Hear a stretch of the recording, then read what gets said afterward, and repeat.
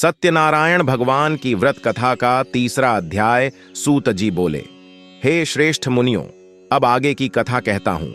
पहले समय में उल्कामुख नाम का एक बुद्धिमान राजा था। वह सत्यवक्ता और जितेंद्रिय था। प्रतिदिन देव स्थानों पर जाता और निर्धनों को धन देकर उनके कष्ट दूर करता था। उसकी पत्नी कमल के समान मुख वाली तथा सती साध्वी थी।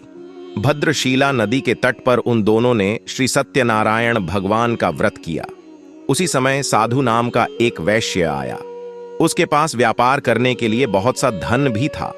राजा को व्रत करते देखकर वह विनय के साथ पूछने लगा, हे राजन, भक्तिभाव से पूर्ण होकर आप यह क्या कर रहे हैं? मैं सुनने की इच्छा रखता हूं तो आप मुझे बताएं। राजा बोला, हे साधु, अपने बंधु बांधवों के साथ पुत्रादि की प्राप्ति के लिए एक महाशक्तिमान श्री सत्यनारायण भगवान का व्रत पूजन कर रहा हूं। राजा के वचन सुन साधु आदर से बोला, हे राजन, मुझे इस व्रत का सारा विधान कहिए। आपके कथनानुसार मैं भी इस व्रत को करूंगा। मेरी भी संतान नहीं है और इस व्रत को करने से निश्चित रूप से मुझे संतान की प्राप्ति होगी। राजा से व्रत का सारा विधान सुन व्यापार से निवृत्त हो वह अपने घर गया। साधु वैश्य ने अपनी पत्नी को संतान देने वाले इस व्रत का वर्णन कह सुनाया और कहा कि जब मेरी संतान होगी तब मैं इस व्रत को करूंगा। साधु ने इस तरह के वचन अपनी पत्नी लीलावती से कहे। एक दिन लीलावती पति के साथ आनंदित हो सांसारिक धर्म में प्रवृत्त होकर सत्यनारायण भगवान की कृपा से गर्भवती हो गई। 10वें महीने में उसके गर्भ से एक सुंदर कन्या ने जन्म लिया।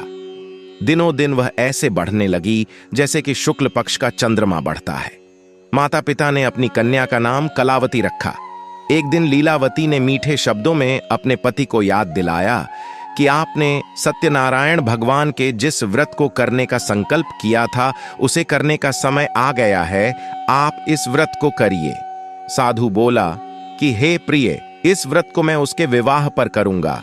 इस प्रकार अपनी पत्नी को आश्वासन देकर वह नगर को चला गया। कलावती पिता के घर में रह वृद्धि को प्राप्त हो गई। साधु ने एक बार नगर में अपनी कन्या को सखियों के साथ देखा तो तुरंत ही दूत को बुलाया और कहा कि मेरी कन्या के योग्य वर देख कर आओ। साधु की बात सुनकर दूत कंचन नगर में पहुंचा और वहां देखभाल कर लड़की के सुयोग्य वाणिक पुत्र को ले आया। सुयोग्य लड़के को देख साधु ने बंधु बांधवों को बुलाकर अपनी पुत्री का विवाह कर दिया। लेकिन दुर्भाग्य की बात ये कि साधु ने अभी भी श्री सत्यनारायण भगवान का व्रत नहीं किया। इस पर श्री भगवान क्रोधित हो गए और श्राप दिया कि साधु को अत्यधिक दुख मिले।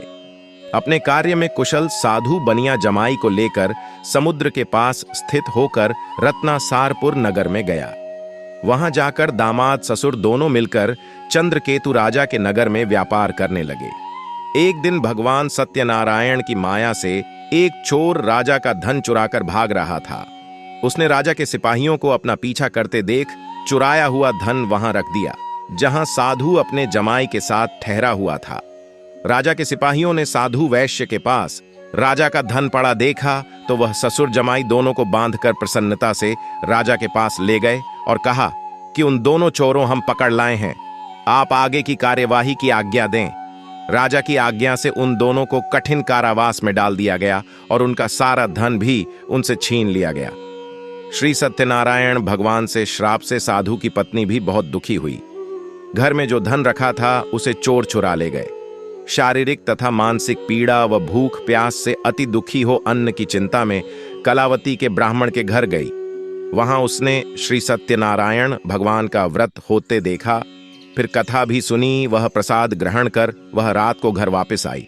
माता के कलावती से पूछा कि हे पुत्री, अब तक तुम कहां थी? तेरे मन में क्या है? कलावती ने अपनी माता से कहा, हे माता, मैंने एक ब्राह्मण के घर में श्री सत्यनारायण भगवान का व्रत देखा है। कन्या के वचन सुन लीलावती भगवान के पूजन की तैयारी करने लगी। लीलावती ने परिवार व बंधुओं सहित सत्यनारायण भगवान का पूजन किया और उनसे वर मांगा कि मेरे पति तथा जमाई शीघ्र घर आ जाएं। साथ ही यह भी प्रार्थना की कि हम सब का अपराध क्षमा करें। श्री सत्यनारायण भगवान इस व्रत से संतुष्ट हो गए और राजा चंद्रकेतु को सपने में दर्शन दे कहा कि हे राजन, तुम उन दोनों वैश्यों को छोड़ दो। और तुमने उनका जो धन लिया है उसे वापस कर दो। अगर ऐसा नहीं किया तो मैं तुम्हारा धन, राज्य व संतान सभी को नष्ट कर दूंगा। राजा को यह सब कहकर वह अंतर्धान हो गए। प्रातकाल सभा में राजा ने अपना सपना सुनाया, फिर बोले कि बणिक पुत्रों को कैद से मुक्त कर सभा में लाओ। दोनों ने आते ही राजा को प्रणाम किया। राजा मीठी वाणी में बोला, हे महानुभावों, भाग्यवश ऐसा कठिन दुख तुम्हें प्राप्त हुआ है, लेकिन अब तुम्हें कोई भय नहीं है। ऐसा कह राजा ने उन दोनों को नए वस्त्राभूषण भी पहनाए और जितना धन उनका लिया था उससे दुगुना धन वापस कर दिया। दोनों वैश्य अपने घर को चल दिए। श्री सत्यनारायण व्रत कथा का तीसरा अध्याय संपूर्ण। बोलिए श्री सत्यनारायण भगवान की जय।